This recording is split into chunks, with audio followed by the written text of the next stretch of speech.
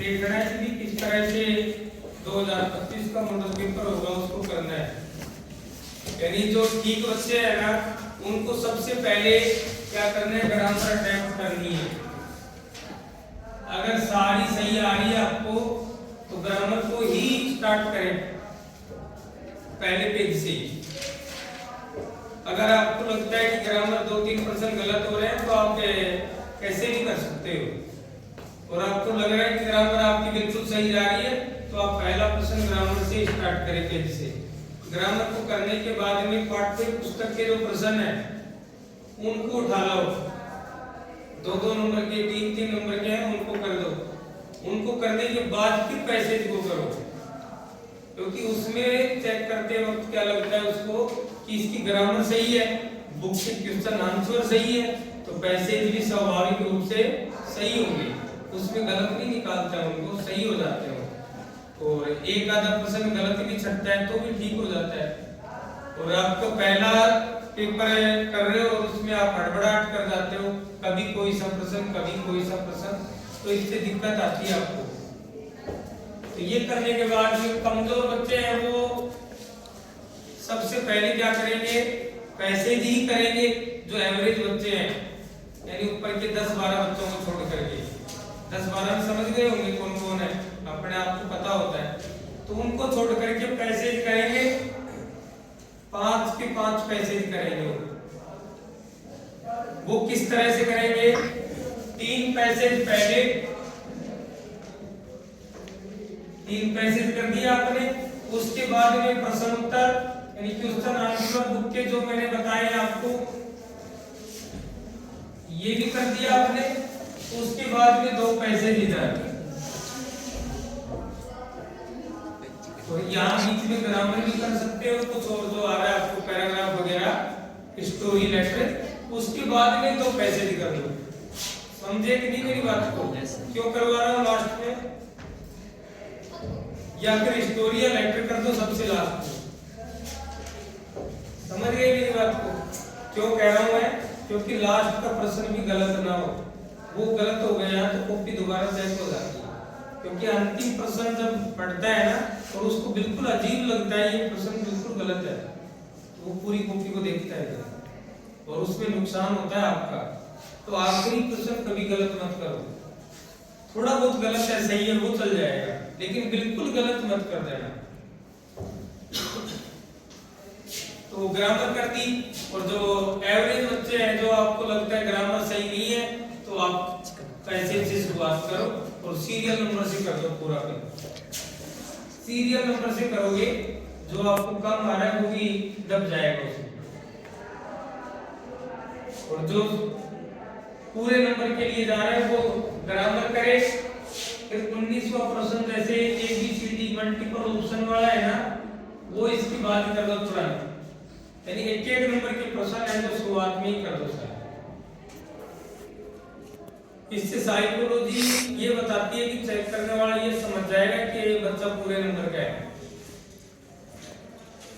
क्योंकि इसकी ग्रामर पूरी सही गई और ABCD वाले जो ऑप्शन वाले थे वो भी सही गए, तो यही गलत होते हैं ज्यादातर।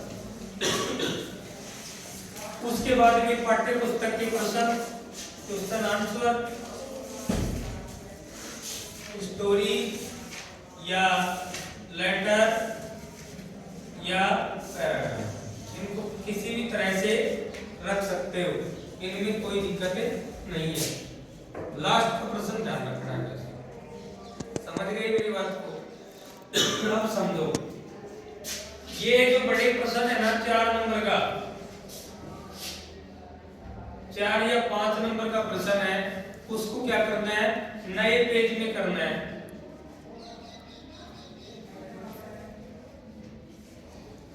पुराने पेज में नहीं करना है इसको। पुराने का मतलब ये पेज है, ये कॉपी खोल ली आपने, एक पेज इधर है एक इधर है, इसमें आपने 4 लाइन लिख दी, ये छूट रहा है, यहाँ स्टोरी नहीं लिखना है ना लेटर लिखना है आपको, यहाँ लिखना है साफ पेज पर। समझ गए मेरी बात को? स्टोरी पैराग्राफ तो चलो लिख भी दोगे तो कोई नहीं, लेटर तो भूल के मत लिख देना। साफ हो जाओगे। तो ये नए पेज में लिखना है, बड़े क्वेश्चन आ रहे हैं वो भी नए पेज में लिखने हैं। जैसे आपको ये पेज इतना बड़ा और अब आपको क्या लिखना है, स्टोरी लिखनी है। ये लगभग सारा खाली है, क्या लिखोगे आप? यहाँ कोने में लिखेंगे TTO, फिर अगले पेज में कर सकते हो। क्या होता है इसका? प्लीज टर्न ओवर, ये लिख करके आगे चले जाओ। या फिर यहाँ कोई पाठ्य पुस्तक का प्रश्न लिख दो, कर दोगे ये। और अशुद्धियों से बचना है, मतलब एरर से। पैराग्राफ, स्टोरी, लेटर, ये लिखते टाइम आप कई बार है ना अननेसेसरी लाइन भी लिख जाते हो, बढ़ाने के चक्कर में वो दिख जाता है, उसको 2 लाइन पढ़ती है, इसका कोई मतलब नहीं है, फिर भी बढ़ाने के चक्कर में। आपके पास मैटर सही हो ना तो सही लिखो, अननेसेसरी चीजों को अवॉइड करते रहो। अगर आपके पास मैटर ही नहीं है कुछ भी तो लिखना ही है, वो तो नहीं समझे मेरी बात। नेसेसरी चीजों को लिखो, अननेसेसरी चीजों से बचो।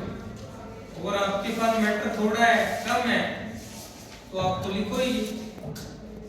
तो उसका मतलब ये हो गया कि आपके पास मैटर ठीक है तो अननेसेसरी लाइन मत लिखो, मैटर कम है तो आपको लिखना। समझ गए? बड़े प्रश्नों को रियलाइज करके देखना होता है। यानी ये परीक्षा में क्या करते हैं, 4 से 5 नंबर के प्रश्न होते हैं ना, अंक के मान लो, ये कॉपी चेक करने वाले को प्रभावित करते हैं। कैसे करते हैं? क्योंकि जैसे ही वो चेक करेगा ना तो उसको ये पता लगेगा कि भी लेटर में वास्तव में दम है, स्टोरी में भी दम है, पैराग्राफ में भी दम है। और एक उसको ये लगने लग जाए कि भी ये तो जोड़ की पता नहीं कैसे पूरी करके गए। एक बात बताओ, story I the graded dog, अपनी क्लास में कोई बच्चा छोड़ के आएगा क्या? और स्कूल का बच्चा कोई? उनमें और आप में फर्क क्या होना चाहिए? आपके ठीक हो, कमजोर बच्चे से अलग दिखनी चाहिए ना। नंबर तो इनको भी आएंगे सबको, किसी के 2 आएंगे, किसी के 3 आएंगे, किसी के 1 ही आएगा। वो आपकी स्टोरी को भी वैसा ही मान लेता है, क्योंकि आप इन्हीं तरह की तरह मिला के कर जाते हैं। उसको अलग दिखाने के लिए आपको क्या करना है, अट्रैक्टिव लगे हो, थोड़ी बड़ी हो, थोड़ी लेट ठीक हो, कुछ इंपोर्टेंट लाइन है उनको अंडरलाइन कर दो ताकि वो पढ़े, उनको समझे कि आपने क्या अतिरिक्त प्रयास किया है उसमें। आप ऐसे ही लिख के छोड़ आते हो। कई कमजोर बच्चे तो ऐसे हैं जो मौत गया